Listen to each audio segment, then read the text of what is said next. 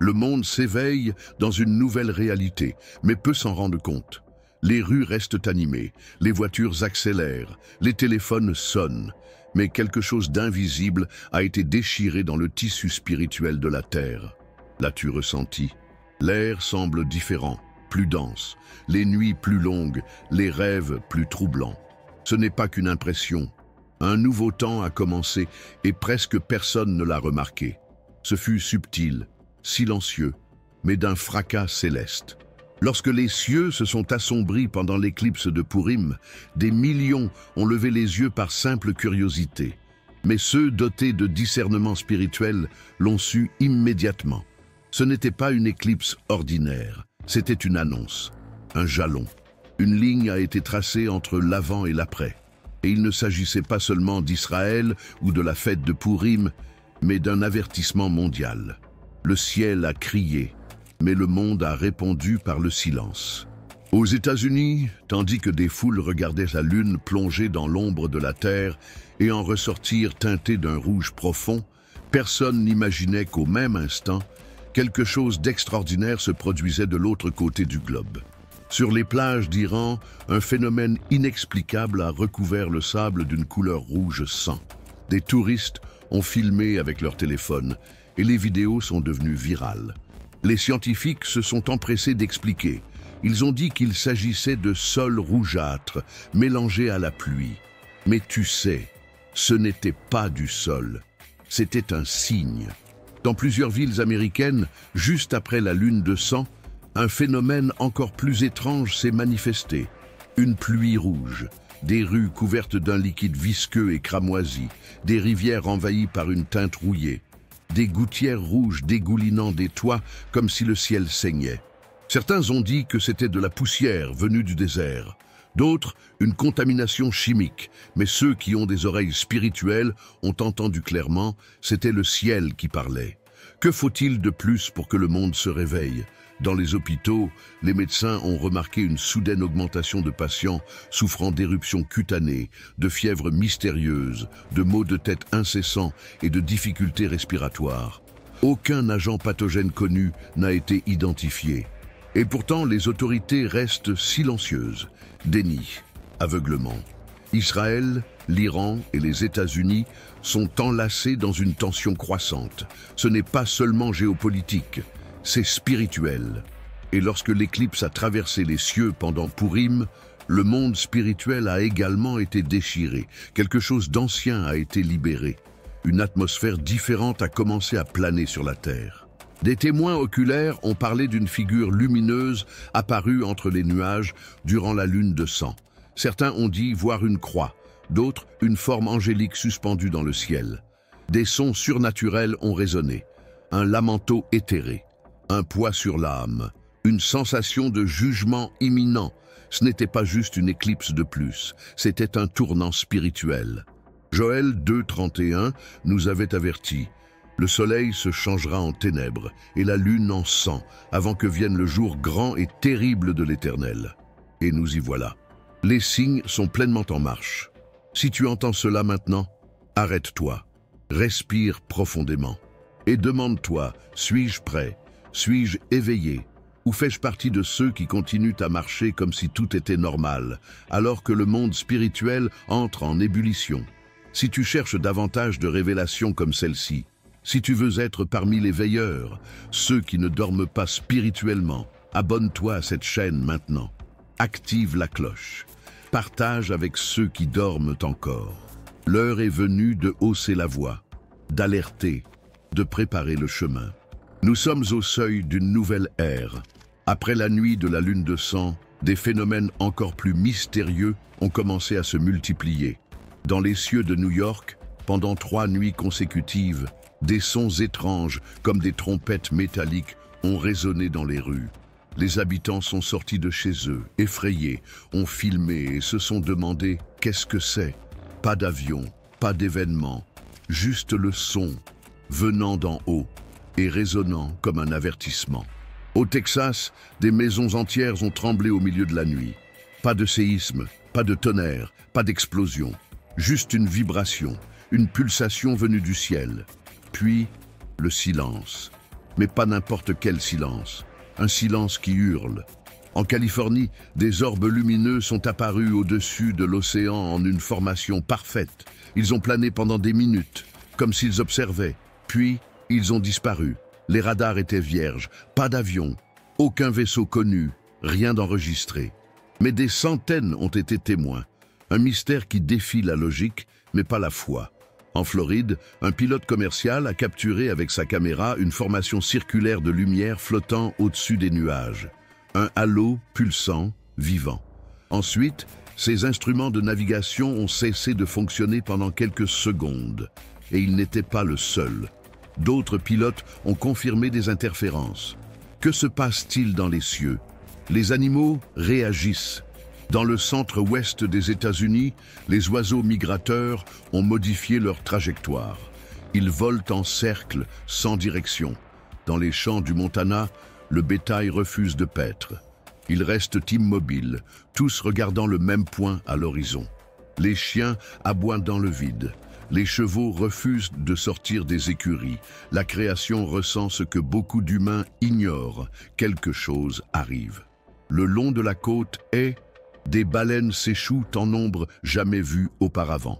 Les scientifiques disent que c'est peut-être le sonar, peut-être la pollution, peut-être le réchauffement des eaux, mais ils ne peuvent expliquer pourquoi elles meurent toutes en même temps dans les mêmes zones en des alignements presque mathématiques. Il y a autre chose, quelque chose qu'ils ne veulent pas admettre. Et pendant ce temps, l'atmosphère change. Un brouillard dense recouvre des villes entières pendant des jours. Ce n'est pas un brouillard ordinaire. Il est épais, lourd. Il sent le fer. Les appareils de navigation tombent en panne, les moteurs s'arrêtent. À l'intérieur du brouillard, un silence surnaturel, un avertissement visuel, un rideau entre ce monde et l'autre. Padre Pio en a parlé. Il a averti d'un temps d'obscurité spirituelle et d'effondrement moral. Il a dit que nous verrions des signes dans les cieux. Il a dit qu'un temps viendrait où de faux prophètes se lèveraient, où les nations se rebelleraient contre Dieu. Qu'une guerre spirituelle prendrait une forme visible, avec des désastres, des souffrances et une purification. Et nous y sommes. Des scènes semblables à celles de l'Égypte ancienne se répètent. Des rivières rouges, des cieux sombres, des fléaux modernes, des sons inexplicables, de la confusion. Les plaques tectoniques de l'esprit s'agitent. La terre tremble sous le poids de la prophétie. Penses-tu vraiment que tout cela est une coïncidence ? L'Amérique tremble, pas seulement sous les tempêtes et les désastres, mais sous une convulsion morale et spirituelle sans précédent. Des villes autrefois prospères sont désormais le théâtre du chaos, de la violence, de la décadence, des familles brisées, des écoles plongées dans une confusion idéologique, des gouvernements divisés, des églises endormies. Et au milieu de tout cela, des signes, clairs, incontestables. La récente tempête polaire qui a balayé le pays n'était qu'un rappel de plus. Un froid surnaturel a englouti des villes entières, de la neige dans des régions qui n'avaient jamais vu de glace, l'électricité coupée, des vies gelées. Et le plus étrange, un brouillard dense, persistant, qui restait même sous des vents violents. Des témoins ont dit qu'il semblait vivant, comme s'il observait. Pendant ce temps, dans le sud du pays, l'opposé s'est produit. Une chaleur torride, des records battus, des incendies incontrôlables consumant des forêts entières, comme si la terre était purifiée par le feu. Le nord gelant, le sud brûlant. Un schéma? Non. Un présage. Dans le golfe du Mexique, des pêcheurs ont vu les eaux changer de couleur en quelques minutes. Un éclat argenté a laissé place à une teinte cramoisie profonde. Des bancs entiers de poissons ont sauté hors de la mer, comme s'ils fuyaient quelque chose d'invisible. Certains ont dit que c'était de la pollution. Mais les yeux spirituels savaient, c'était un écho de l'Exode, un rappel des fléaux, un miroir du jugement. Et puis, sont venus les sons, pas seulement dans les cieux, mais maintenant aussi sur la terre. Des lamentations venues des montagnes, des gémissements dans les forêts, des grondements sans origine, des tremblements sans épicentre. Des villes côtières ont signalé des sons profonds, presque comme des corps sonnant dans les profondeurs. comme si quelque chose s'éveillait des entrailles de la création. 7, un nombre qui résonne comme le tonnerre dans les Écritures. 7 jours de la création, 7 trompettes, 7 sceaux, 7 coupes, 7 tonnerres. Plus de 700 fois, la Bible mentionne ce nombre comme une marque de plénitude divine. Entendons-nous les premières?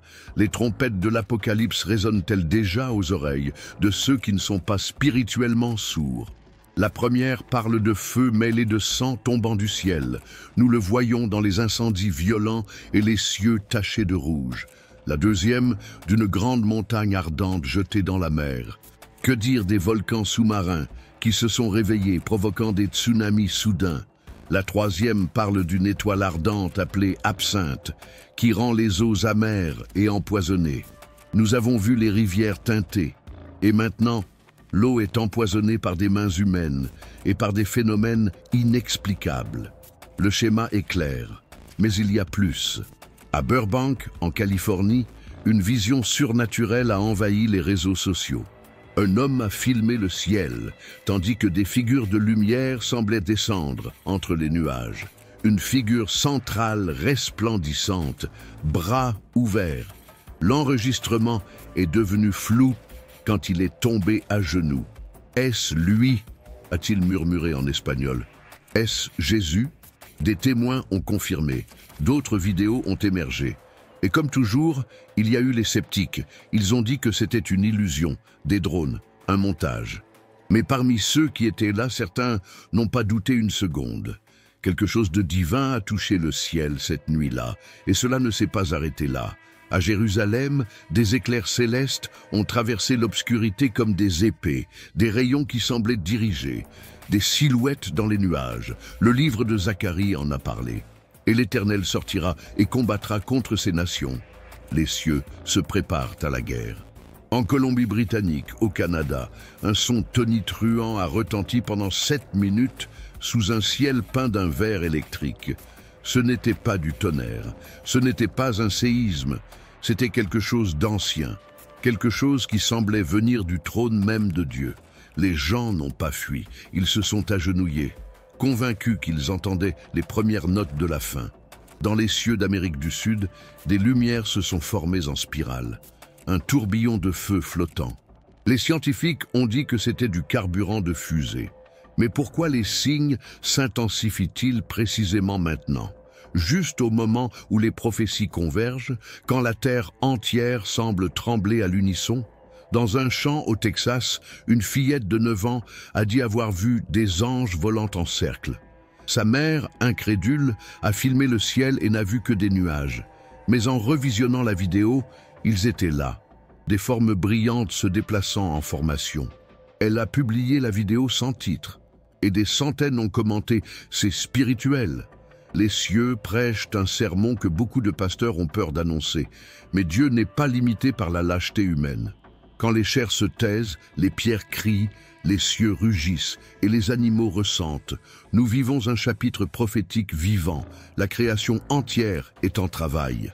Comme Paul l'a écrit dans Romains 8, toute la création gémit et souffre les douleurs de l'enfantement jusqu'à présent. Les baleines s'échouent, les oiseaux deviennent fous, le bétail se fige. L'instinct de la nature reconnaît ce que l'arrogance humaine nie. Le juge approche.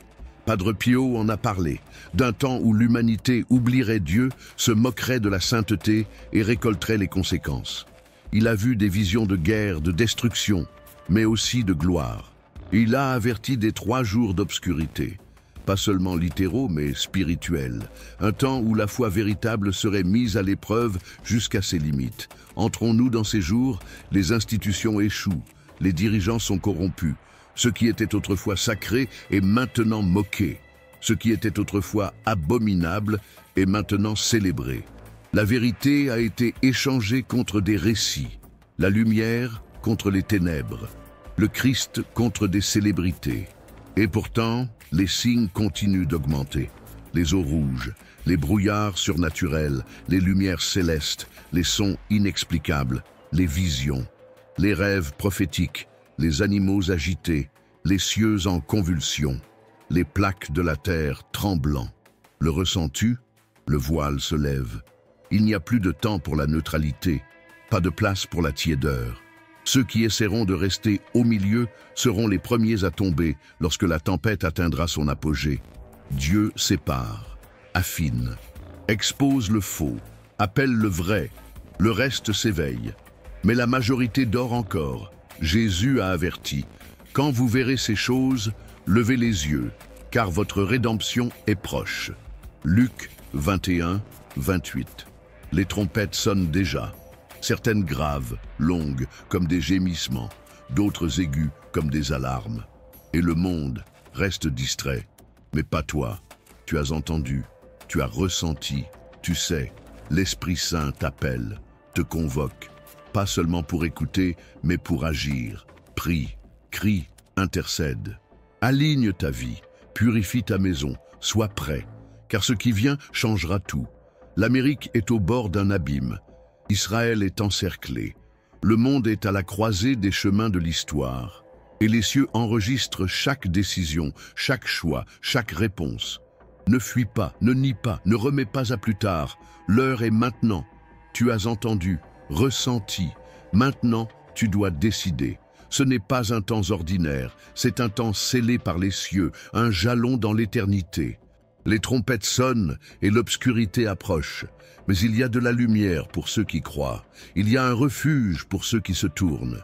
Repens-toi, réveille-toi, cours dans les bras du Sauveur tant qu'il est encore temps. Car lorsque le ciel s'ouvrira et que le roi reviendra, il n'y aura plus de doute, seulement le destin. Que tu sois prêt, que ta lampe soit allumée, car l'horloge prophétique ne s'arrête pas et la dernière trompette est sur le point de retentir.